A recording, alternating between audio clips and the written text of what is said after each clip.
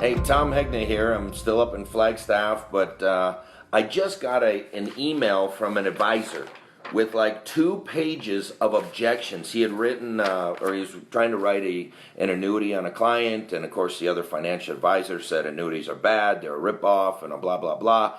And so he writes this whole thing that the broker told him to ask all these questions, and so he sends them to me and wants me to answer them. I said, look, first of all, that's what wholesalers do, so find your wholesaler, find your local sales desk, they can help you with these. But I did answer them for him, and I don't want to get 100 people sending me all these objections. I mean, to me, when you get this many objections, it means you really didn't do a good job of presenting it to the client and handling. I say handle these objections in the presentation, and then you're not going to get them, okay? And part of the thing that I do with my online training and coaching is I teach people how this should never happen, okay? But it happened, so let's deal with it. So the first thing is, my financial advisor says their management fees are too high on annuities, and the main reason, and the only reason that an advisor uses annuity is it makes them a lot of money, and it's a lot cheaper to go with an IRA or a 401k. Well, look, many annuities don't have any fees, okay? SPIA, single premium immediate annuity, deferred income annuity, they're not fee products, okay? They're spread products, so they don't have fees. Fixed indexed annuities, most of them, and fixed annuities don't have fees. Now, some riders have fees, so mainly it's variable annuities that have the fees. Well, this advisor wasn't even recommending a variable annuity, okay, so it didn't really even apply. I did a whole another video on the fees of an annuity, so you can find it at just Google, fees of annuity, Tom Hegna, it'll pop up.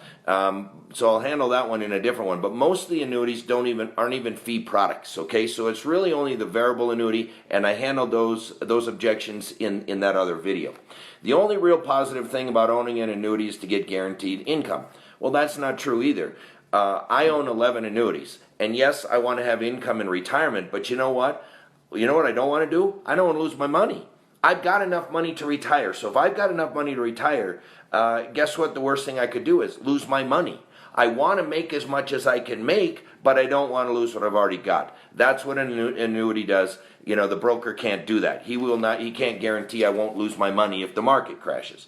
They're not liquid investments, and if you need the money for an emergency, you will pay a stiff penalty, 5 to 7%, and your money's usually locked up for 7 to 10 years.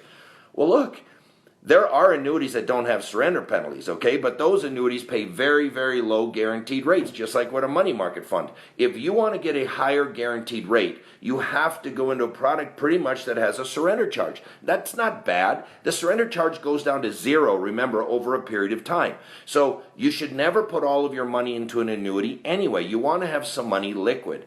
But for the money that's not liquid, you can get a higher return if you put it into something where you say, hey, I'm going to be here for 5 to 7 years. The insurance company can pay you a higher rate of return. So I don't think surrender penalties are an issue if they've been shown to the client properly, okay?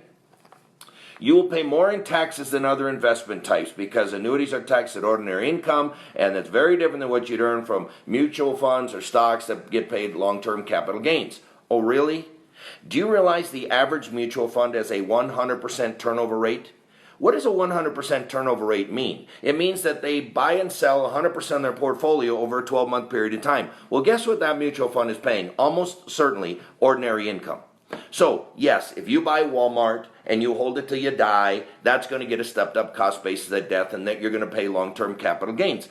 But many of the mutual funds out there have such a high turnover rate. And see, not only do you have to hold the stock for 12 months, but the fund manager has to hold it for 12 months. And that's not happening in a lot of cases. And so I will tell you that most of the investments out there are getting charged ordinary income. There are some that get a little bit of capital gains, but not as much as what these brokers want to claim.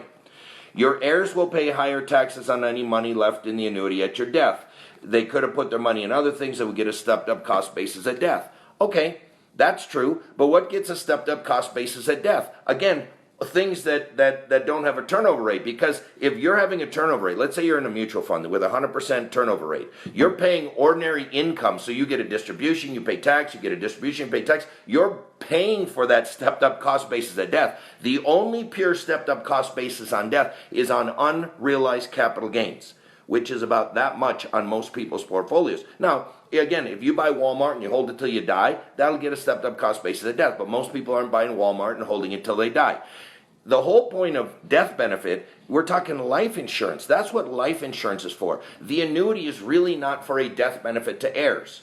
Okay? Now, there are annuities that will give an increased death benefit at time of death. There are some that will do a double or triple death benefit. You have to pay for that. That's not a free death benefit, but there are annuities that do that. But that's not the purpose of an annuity. The purpose of an annuity is to help you while you're alive. The purpose of life insurance is to go to your kids. So you buy life insurance to go to your kids, then you put some of the rest of your money into annuities. That comes to you as income. You can spend that, and that's how you have a happy retirement. That's what I write about. That's what I talk about.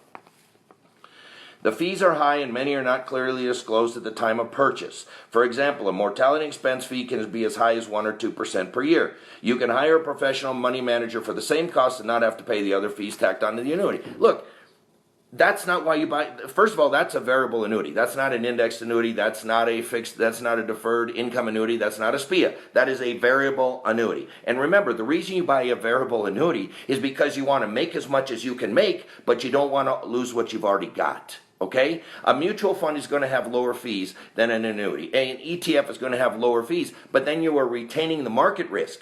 Market goes up, you get that. Market goes down, you get that. You are retaining the risk. The second thing you can do with market risk is you can avoid market risk. You can put your money in a CD or a money market fund. There's no market risk, but you're going to get paid 1% or less.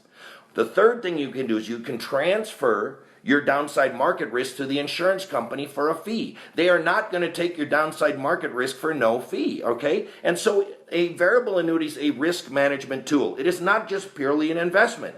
If the market goes up 27%, you're not going to get 27%. You're maybe going to get 24%. Oh, how is that a bad deal when you're guaranteed that you're not going to lose money or that you're guaranteed that you're going to have income for the rest of your life? Furthermore, Dalbar just did a report, and you can Google it, that shows that annuities, even though they have higher fees, outperformed many of the mutual funds that had lower fees. And you know why that is? Because people stuck with it. They had guarantees. They weathered the storms. See, when people are in low-fee products and the market starts going down, guess what they do? They pick up their phone, they say, get me out. And when they say, get me out, they're selling low. They bought high, they sold low. People with annuities say, well, you know what, I'm guaranteed, got guarantees, I'm not going to sell. And they don't sell, and they weather the storms. And that's how you make money over time.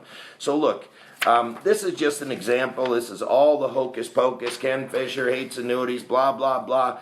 None of it's based in math and science. And that's why if you're having questions with this, you can go to my website, tomhegna.com/webinar, free webinar. In that webinar, you're going to learn the words and language that I use. You're also going to get an offer, okay, to get all my books, all my audiobooks, the DVD, the white papers. You're going to get online training and coaching.